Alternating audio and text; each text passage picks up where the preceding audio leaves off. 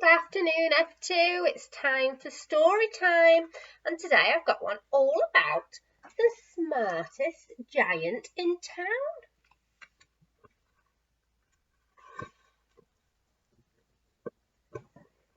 George was a giant, the scruffiest giant in town. He always wore the same pair of old brown sandals and the same old patched up gown. "I wish I wasn't the scruffiest giant in town," he said sadly. But one day George noticed a new shop. It was full of smart clothes, so he bought a smart shirt, a smart pair of trousers, a smart belt, a smart stripy tie, some smart socks with diamonds up the sides, and a pair of smart shiny shoes. "Now I'm the smartest giant in town," he said proudly. George left his old clothes behind in the shop. He was about to go home when he heard a sound. On the pavement stood a giraffe who was sniffing sadly. "What's the matter?" asked George. "It's my neck," said the giraffe. "It's so very long and so very cold. I wish I had a warm, long scarf." "Oh, cheer up," said George, and he took off his stripy tie. "It didn't match my socks anyway," he said as he wrapped it around and around the giraffe's neck. It made a wonderful scarf. "Oh, thank you," said the giraffe. And as George strode towards home, he sang to himself, "My tie is a scarf for a cold giraffe, but look me up and down, I'm the smartest giant in town." George came to a river, and on a boat stood a goat who was bleating loudly. "Meh." "What's the matter?" asked George. "It's my sail," said the goat. "It blew away in a storm. I wish I had a strong new sail for my boat." "Cheer up," said George, and he took off his new white shirt. "It kept coming untucked anyway," he said as he tied it to the mast of the goat's boat. It made a magnificent sail. "Thank you," said the goat. George strode on singing to himself, "My tie is a scarf for a cold giraffe, my shirt's on a boat, there's a sail for a goat, but look me up and down, I'm the smartest giant in town." George came to a tiny, ruined house, and beside the house stood a white mouse with lots of baby mice, and they were all squeaking. "What's the matter?" asked George. "It's our house," squeaked the mother mouse. "It burnt down, and now we have nowhere to live. I wish we had a nice new house." "Cheer up," said George, and he took off one of his shiny shoes. "It was giving me blisters anyway," he said, as the mouse and her baby scrambled inside. The shoe made a perfect home for them.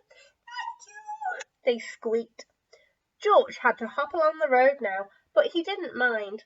As he hopped, he sang to himself, "My tie is a scarf for a cold giraffe, my shirt's on a boat, there's a sail for a goat, my shoe is a house for a little white mouse, but look me up and down, I'm the smartest giant in town." George came to a campsite. Beside a tent stood a fox who was crying. "What's the matter?" asked George.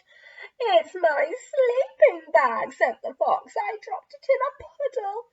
I wish I had a warm, dry sleeping bag." "Cheer up," said George, and he took off one of his socks with diamonds up the sides. "It was tickling my toes anyway," he said, as the fox snuggled into it. It made a very fine sleeping bag. "Thank you," said the fox.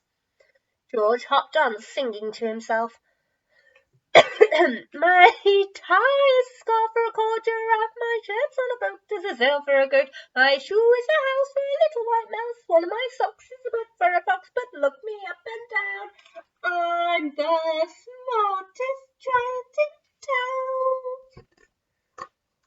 George came to a squelchy bog, and beside the bog stood a dog who was howling. Howl! What's the matter? Asked George.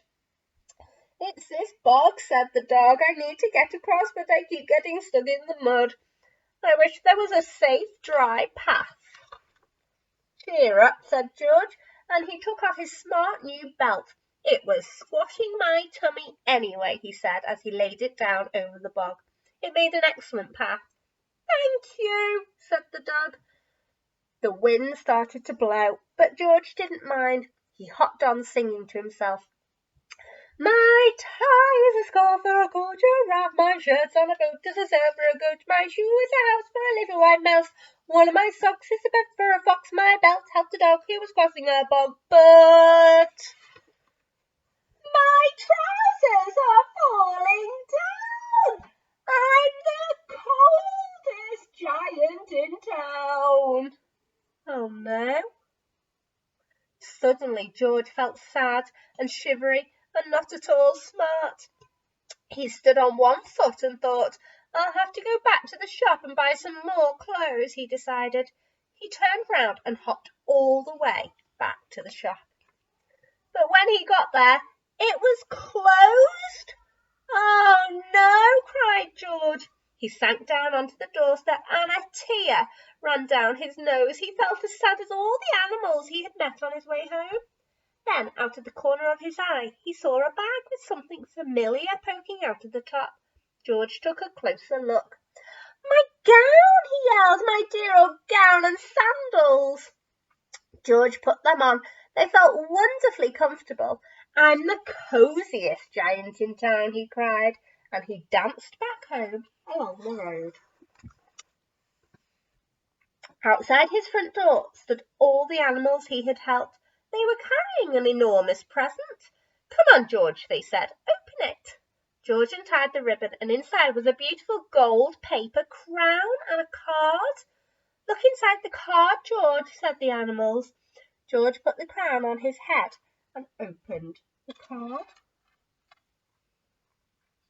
Inside it said, your tie is a scarf for a cold giraffe, your shirt's on a boat as a sail for a goat, your shoe is a house for a little white mouse, one of your socks is a bed for a fox, your belt helped a dog who was crossing a bog, so here is a very fine crown to go with the sandals and gown of the kindest giant in town.